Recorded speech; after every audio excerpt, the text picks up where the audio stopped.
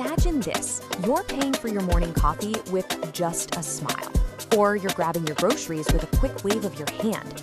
No phone, no wallet, nothing. Now, for a huge part of the world, that's just a normal Tuesday.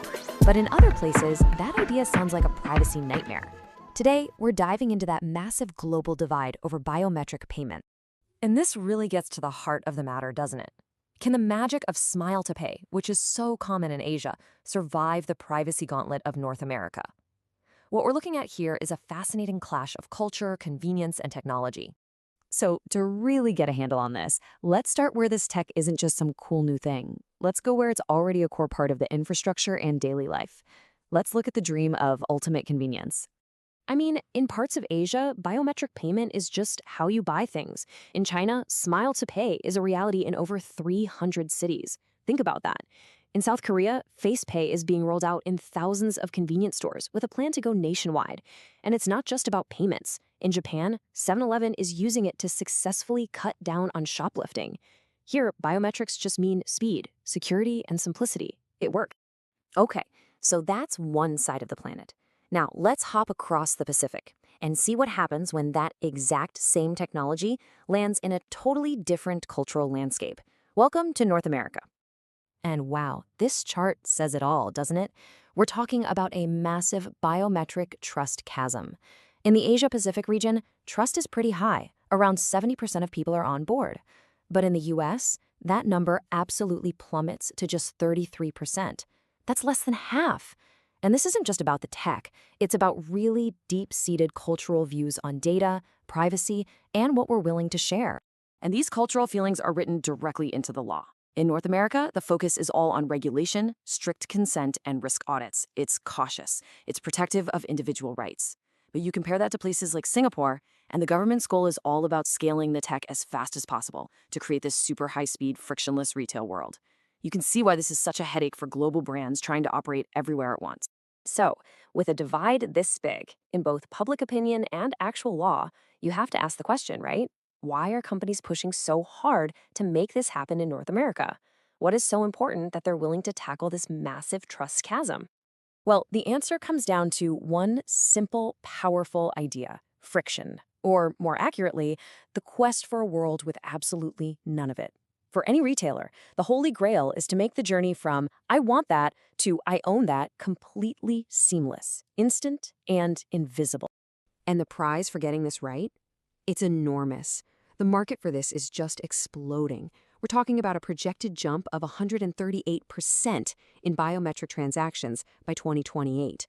Globally, that's going from about 19.5 billion transactions to 46 billion. That's not just growth, that's a revolution. You know, this is about so much more than just saving a few seconds. There's a real psychology here. Fast checkouts actually make us think the quality of what we bought is better.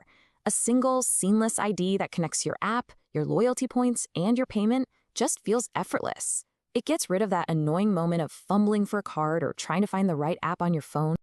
And for businesses, that smooth feeling translates directly into cold, hard cash.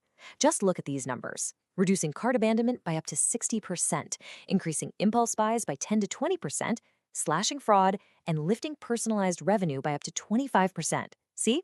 This isn't just a gimmick, it's a massive financial game changer. Okay, so we've got the problem, this big trust gap. And we have the motivation, a huge business case.